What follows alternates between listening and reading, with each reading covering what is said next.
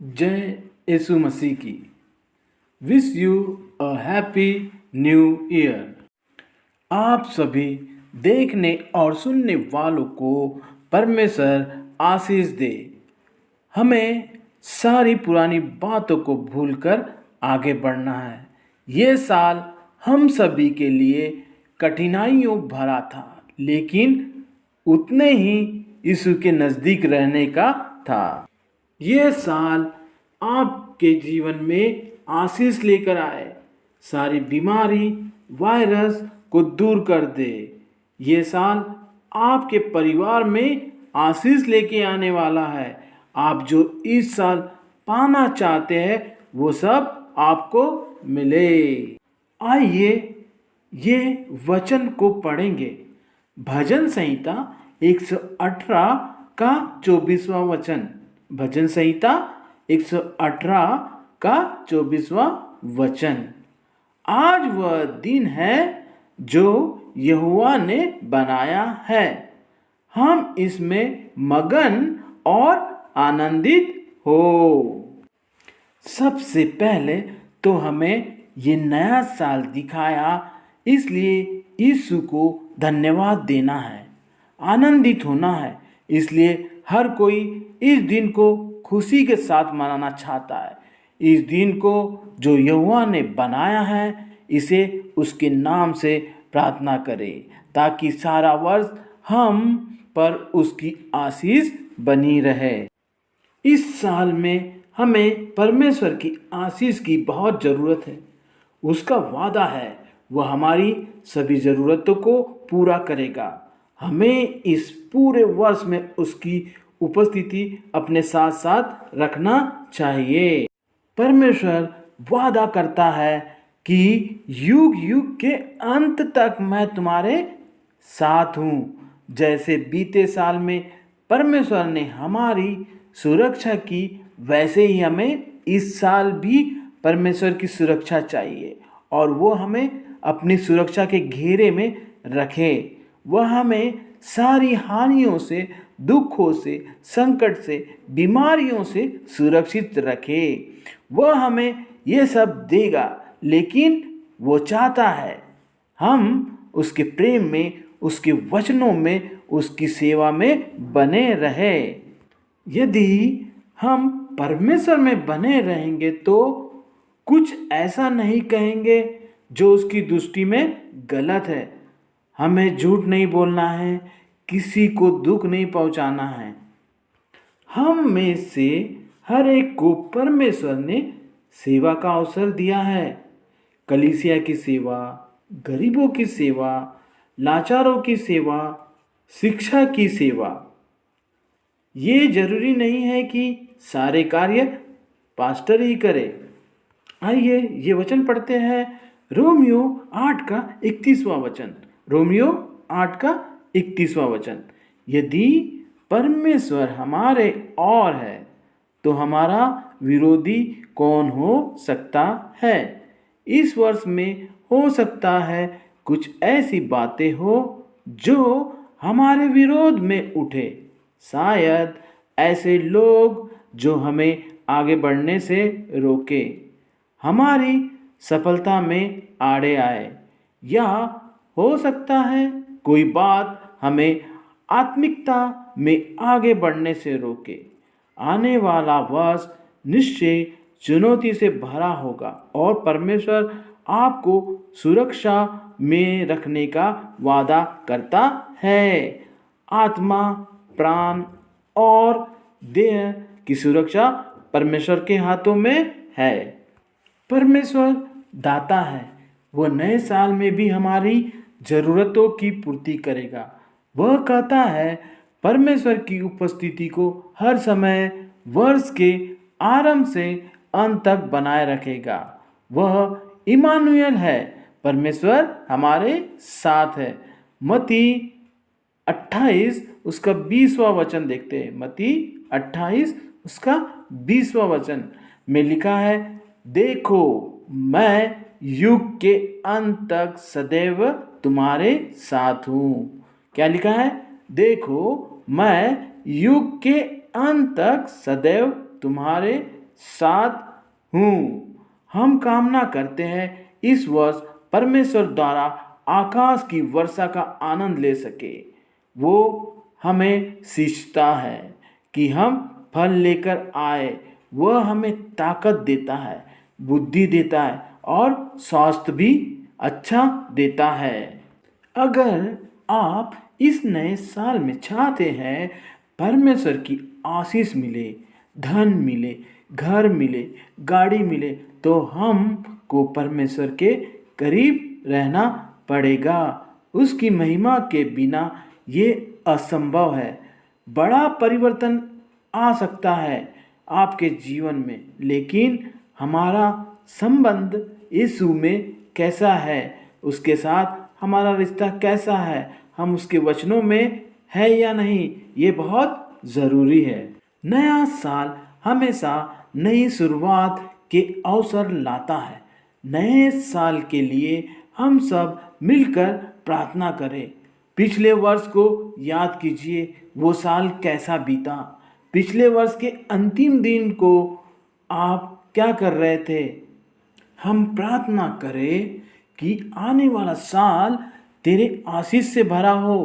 किसी प्रकार का संकट हमारे देश, शहर, गांव, परिवार में आने न पाए। ये वचन पढ़ते हैं फिलिपियो 3 का 12 और 13वां वचन। फिलिपियो 3, 12 और 13।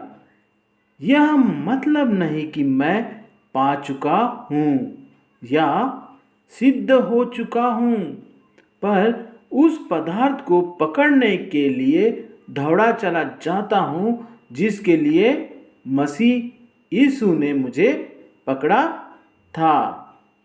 हे भाइयों, मेरी भावना यह नहीं कि मैं पकड़ चुका हूँ, परंतु केवल यह एक काम करता हूँ कि जो बातें पीछे रह गई है उसको भूलकर आगे की बातों की ओर बढ़ता हुआ।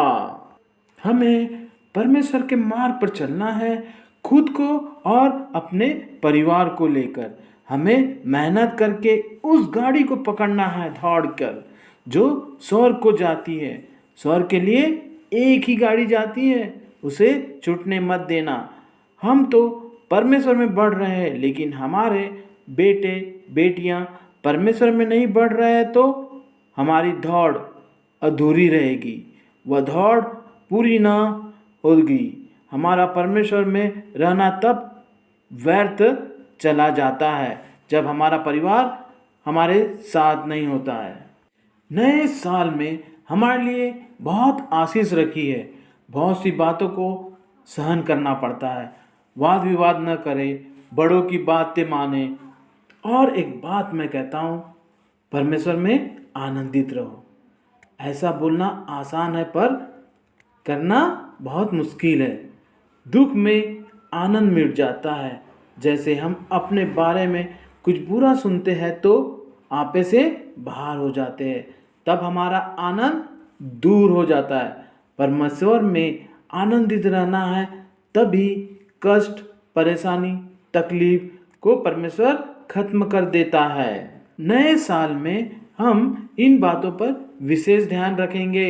एक, सहन करना। हम अपने मन को मजबूत करेंगे और सहन करने की शक्ति को बढ़ाएंगे। दूसरा है आनंदित रहना। हमें परमेश्वर में आनंदित रहना है। 3, कोमल नम्र स्वभाव प्रकट करना चाहिए। 4, किसी बात की चिंता नहीं करो, परमेश्वर पर सारी चिंता छोड़ दो। 5, अधीन रहना है। छोटा बन के रहोगे तो आपको ऊंचा करेगा। 6, भूलना नहीं है। परमेश्वर सुख में भी परमेश्वर को बहुत लोग भूल जाते हैं, इसीलिए हमें परमेश्वर को हमेशा याद रखना है। हम क्या बोलते हैं, क्या करते हैं, ये परमेश्वर सब जानता है। परमेश्वर के बाद कोई बात छुपी नहीं है। परमेश्वर के पास हमारे लिए बहुत सी आशीष रखी है। बस आप ईमानदार होकर परमेश्वर के साथ चलोगे तो वह हमें सब देगा। अधीन रहना है, परमेश्वर के बलवान हाथों के नीचे रहना है।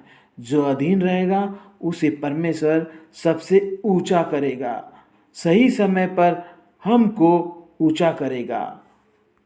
हम जो कार्य करते हैं वो स्वर्ग में लिखा जाता है, अच्छे और बुरे दोनों। उसी के अनुसार हमें फल बख्शिश मिलता है।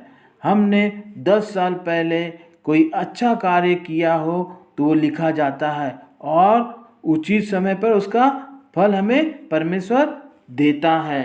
इस नए साल में हमें ये बातें भूल जाना है। एक, हमने जो दूसरों के लिए किए काम, मदद को भूल जाइए। इससे हमारे अंदर एहसान हमने उस पे किया था वो रह जाता है, इसीलिए हमें ये बातें को भूलना है। दूसरा, दूसरों ने जो हमारे लिए बुरा कहा वो सारी बातों को भी हमें भूलना है।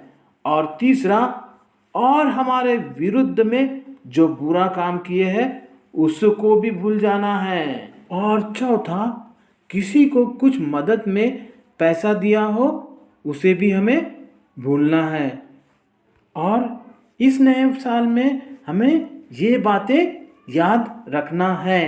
एक, हमने जो दूसरों के साथ बुरा कहा, बुरा किया, ये बातें हमें हमेशा याद रखना है। और दूसरा, दूसरों ने जो हमारे लिए अच्छे काम किए उसे हमेशा याद रखना है, उस बंदे को हमेशा याद रखना है। और तीसरा, किसी से पैसा उधार लिया हो तो उसे वापस भी करना है।